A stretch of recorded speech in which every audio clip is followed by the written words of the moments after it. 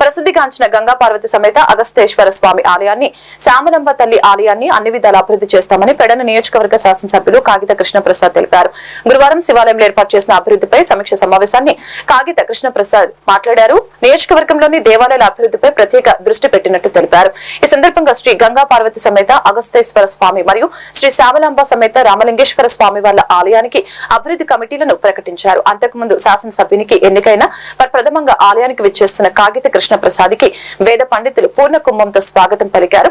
అనంతరం ప్రత్యేక పూజలు నిర్వహించారు. ఈ సందర్భంగా అగస్తేశ్వర స్వామి ఆలయంలో గర్భగుడి ద్వారానికి వెండి తాపటం, స్వామివారికి బంగారు నామాలతో పాటు పలు సౌకర్యాలను ఏర్పాటు చేయాలని నిర్ణయించారు.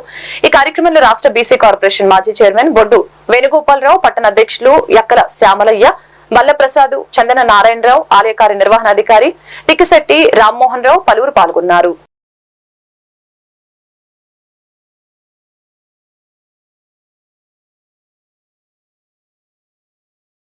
ఆ కార్యక్రమాలు చేయాలనేటువంటి ఉద్దేశంతో ఉన్నామనేటువంటి విషయాన్ని మనం చేస్తూ ఉన్నాను. మరొక విషయం, మనం చాలా మంది యాత్రలకు వెళ్తూ ఉంటాం. కాశీ వెళ్తున్నాం, ఈ మధ్య ఎక్కడికి వెళ్తున్నాం ఎక్కువగా?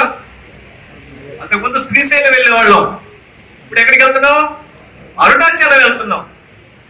ఈ దేవాలయాలకు వెళ్ళినప్పుడు ఆ దేవాలయాలతో పోల్చి మన అగస్తేశ్వరుడిని పోల్చుకుంటూ ఉంటాం. ఏంటంటే మన స్వామి కన్నుల పండగగా ఉండాలని, మరింత వేడుకగా భక్తుల్ని ఆస్వాదించాలని ఆశపడతా ఉంటాం.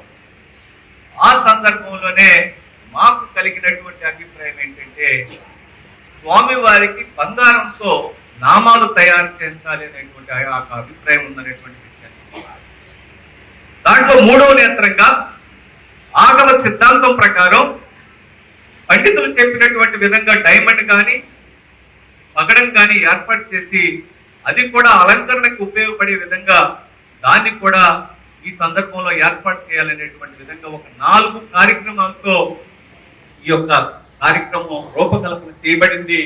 ఇందులో పదవులు మనం ఎండలో చాలా ఇబ్బంది పడ్డాం, చాలా బాధపడ్డాం. ఈ రోజు చూస్తే వాతావరణం చల్లబడి అందరికి ఆహ్లాదకరమైన పరిస్థితి వచ్చింది. రైతులకి పండగ వాతావరణంగా ఉంది.